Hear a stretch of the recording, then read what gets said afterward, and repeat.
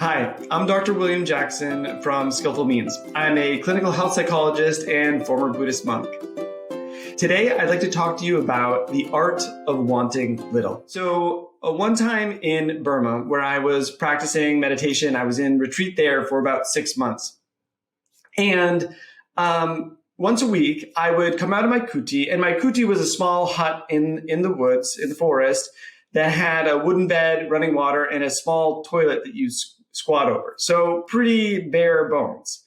And I would walk out of the jungle down the hill to my teacher's hut to ask him questions about my meditation. So one time, as I was coming down the hill, I saw a lot of monks gathered around like 5 other monks. And these 5 other monks weren't wearing the usual saffron colored robes. Actually, their robes looked like they were fashioned out of rags. And they were sitting, and there were a bunch of younger monks sort of squatting around them in a circle, listening intently. So I went down and I realized they were speaking in Burmese, so I couldn't understand what they were saying. But after a little while, everybody went down for Pindapata. So in Pindapata, I was talking with some other people in the line, so you're begging for your food. And they were saying that these monks had come out of the forest and they were ascetics. So meaning they were practicing the art of wanting little, which means that they were only eating the food that was offered to them. If no food was offered, they just ate whatever fell from the tree or they could scrounge, so to speak. In terms of clothing, they only wore clothes that were discarded or that were offered to them. So they fashioned these clothes together with, whatever string or whatever they could find, or a needle. I'm actually not sure how they fashioned them together, but they put them together. You can see we had jeans and old T-shirts and discarded dish towels and that sort of thing. And they also practiced only sleeping where it was offered to you. So if nobody offered them a place to sleep for the night, they didn't go out seeking somebody to offer it to them. Then they slept under a tree. So the way I was living in my little hut with the running water and a wooden bed was like living it up compared to what they were practicing. So for me, this was really unbelievable. And as I went through and begged for my food in Pindapata, I came out and ran into one of these monks. And I just almost walked into him, and I looked up, and the look on his face was freedom. That was the first thing that came to my mind. And he had this old rag covered robe, but it really looked beautiful because he had spent the time really delicately sewing it together. So this got me thinking about how I could practice this more in my life. And so for a while, I did practice. I only slept where it was offered to me, or wherever it was offered to me, I slept. And I was only eating 2 meals a day. I did that for about a year, skipping the evening meal just to practice wanting little. And I realized, wow, I can survive on 2 meals a day. Actually, I'm quite healthy, and I'm hungry for my food, and everything tastes delicious. After I left being a monk, I came back and realized after a number of years, actually just recently, I realized that I was really accumulating a lot of stuff. Now I have a house and I have 2 kids, and just the amount of things that we have so many toys for our kids. They're everywhere. We have like buckets of toys that the kids don't even use. They just sort of spread them all over the house, and then we spend the time picking them up. So having more of them actually makes more work and makes it harder rather than makes things happier, right? Also with dishes, when I was a monk, all I had was a bowl and a robe, and all I had to do is clean my own bowl. That's it. That's all the dishes that I had to do.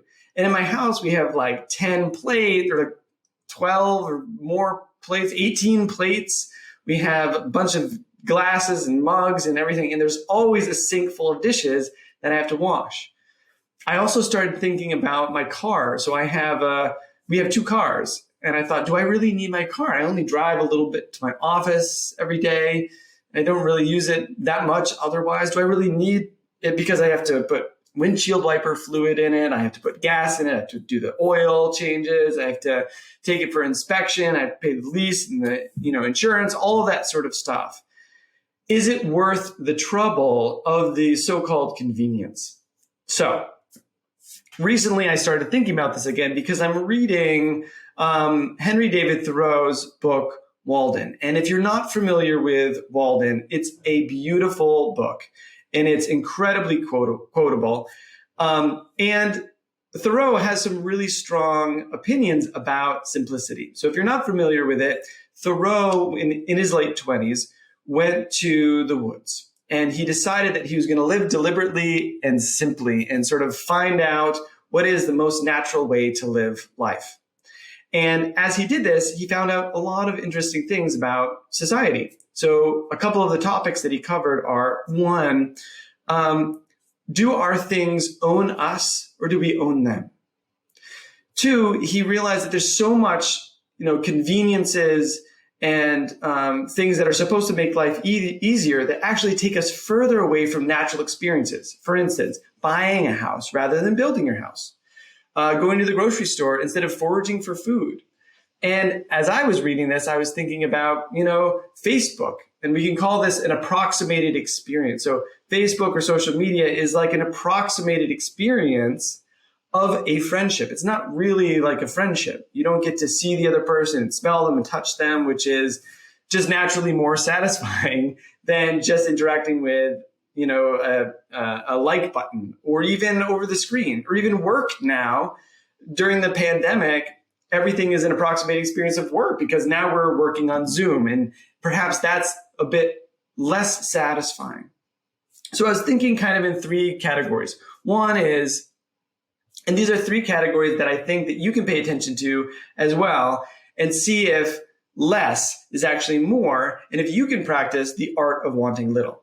So one is with your possessions. Are there things that you can let go of? Dishes, automobiles, maybe an extra house, maybe other possessions or clothing or toys for the kids, whatever it is that you can let go of to make your life a little bit easier. Maybe Marie Kondo things this spring.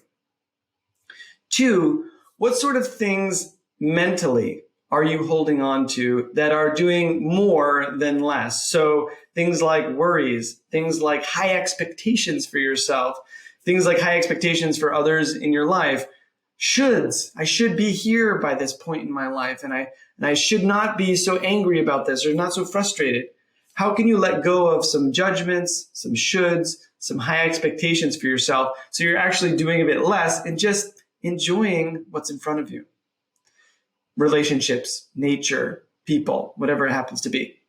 And then the third one is, what conveniences can you let go of? And these conveniences that are supposed to make life easier, but actually might make life a little bit less satisfying. Things like maybe growing some of your food instead of going to the grocery store, like even a small herb garden, or planting a vegetable garden in the spring. Another one could be social media as well. Could you let go of looking at Facebook or Instagram or whatever it happens to be these days and call somebody, or even meet with somebody in person? And maybe that might be a little bit more satisfying than the approximated experience of a relationship. So these are a couple things that you could practice. These things you could practice in your daily life. And even thinking about your own meditation practice, maybe this is a fourth, thinking about your meditation practice as also practicing doing less with your mind. And your mind wants to think about, what you could have, and think about the future and your to-do list and all these other things.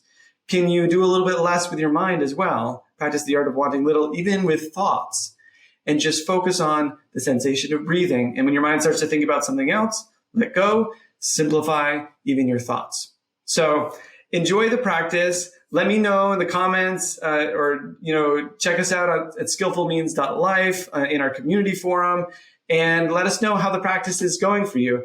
I'd love to hear it. I'd love to hear what you guys are doing. I've already had some interesting feedback on this practice as well. So happy meditations, and hopefully I'll see you soon.